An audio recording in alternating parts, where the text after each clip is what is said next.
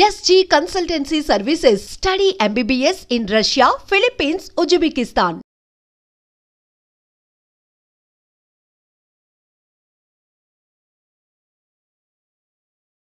అమెరికాలో కాల్పులు ఇట్లాంటి వార్త చూడగానే నిజంగా భయమేస్తది. బికాస్ అమెరికాలో మన వాళ్ళు చాలా మంది ఉన్నారు.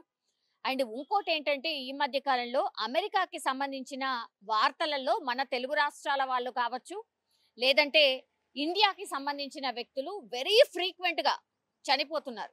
ఏదో ఒక సందర్భంలో, అంటే వాళ్ళు సూసైడ్ చేసుకోవడం అనుకోండి, లేదంటే అనుమానాస్పదంగా చనిపోవడం అనుకోండి, ఇట్లా కాల్పులలో చనిపోవడం అనుకోండి, లేదంటే యాక్సిడెంట్ జరిగి చనిపోవడం అనుకోండి, ఇట్లా ఏ వార్త వచ్చినా సరే అయ్యో అని అనుకోవాల్సిందే తప్పించి ఇంకా ఏం చేయడానికి కూడా ఏమీ ఉండట్లేదు.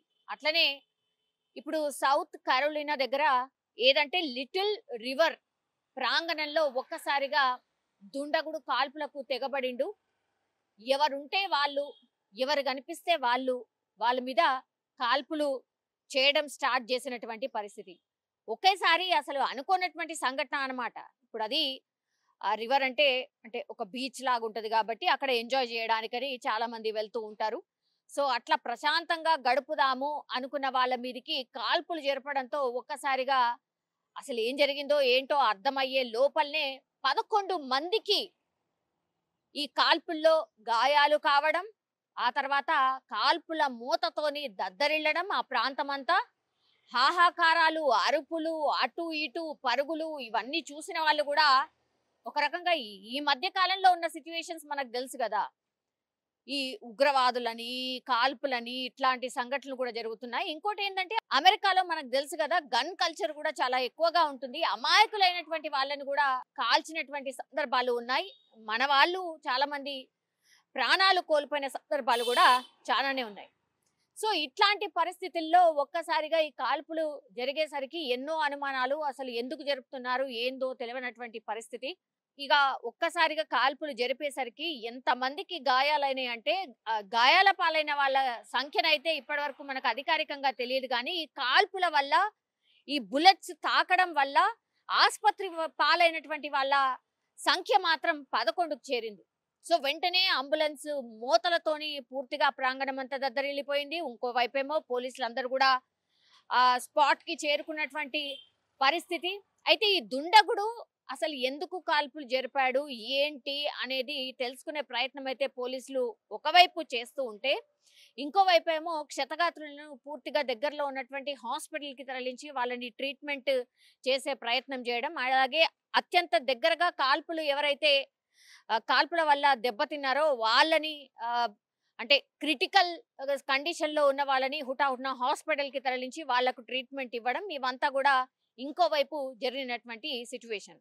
అయితే ఇప్పుడు ఈ ప్రాంగణం ఎక్కడైతే ఉందో, ఈ రివర్ ఎక్కడైతే ఉందో అక్కడ పూర్తిగా పోలీసులు ఆ జాగనంతా కూడా స్వాధీనం చేసుకున్న పరిస్థితి, క్లూస్ ని సేకరిస్తున్న పరిస్థితి. అట్లాగే ఈ సంఘటనని చూసినటువంటి వాళ్ళు, క్షతగాత్రులు అయినటువంటి వాళ్ళ దగ్గర నుంచి కూడా పూర్తి ఇన్ఫర్మేషన్ తీసుకుంటున్నారు. ఆ దుండగుడు ఎవరు ఏంటి అనేది కూడా పూర్తిగా ఆరా తీస్తున్నటువంటి పరిస్థితి కనిపిస్తోంది. దుండగుడు అదుపులో ఉన్నాడు అనేటువంటిది అయితే ప్రస్తుతం మనకు అందుతున్నటువంటి సమాచారం. సో ఈ కాల్పులు ఎందుకు జరపాల్సి వచ్చింది, ఇంత క్రూరంగా కాల్పులు ఎందుకు జరిపాడు ఏంటి అనేది కూడా పూర్తి స్థాయిలో విచారణ అయితే పోలీసులు చేస్తున్న పరిస్థితి అయితే కనిపిస్తోంది. కానీ గాడ్స్ గ్రేస్ ఎవరు కూడా స్పాట్ లో అయితే చనిపోలేదు. బట్ గాయాల పాలైన వాళ్ళు, ఈ కాల్పుల వల్ల బుల్లెట్స్ తాకిన వాళ్ళ సంఖ్య మాత్రం చాలా పెద్దగా ఉంది. 11 మందికి బుల్లెట్స్ గాయాలయ్యాయి కాల్పుల వల్ల. మిగతా వాళ్ళు కూడా చిన్న చిన్న గాయాలతో చాలా మంది ఉన్నారు. వాళ్ళని కూడా హాస్పిటల్ కి తరలించి ట్రీట్మెంట్ అయితే చేస్తున్నటువంటి పరిస్థితి. ఇట్లాంటి వార్త విన్న వెంటనే మాత్రం అందరికీ భయం వేస్తుంది. అసలు ఏంది గన్ కల్చర్ ఏంది, అసలు ఎన్నిసార్లు ఎంతమంది ప్రాణాలు పోంగా చూసాం. ఇట్లా సైకోలు కొంతమంది ఎందుకు ఇట్లా గన్ లైసెన్స్ తీసుకొని మనుషులని కాల్చడానికి తెగబడుతున్నారు అనేది కూడా పెద్ద ఎత్తున ఒక చర్చ అయితే నడుస్తున్న సిచ్యువేషన్ అయితే కనిపిస్తోంది. ఇంకోవైపేమో పూర్తిగా అసలు ఎందుకు జరిగింది, ఎందుకు కాల్పులు జరపాల్సి వచ్చింది అనేది కూడా పూర్తి స్థాయిలో విచారణ అయితే చేస్తున్నారు పోలీసులు.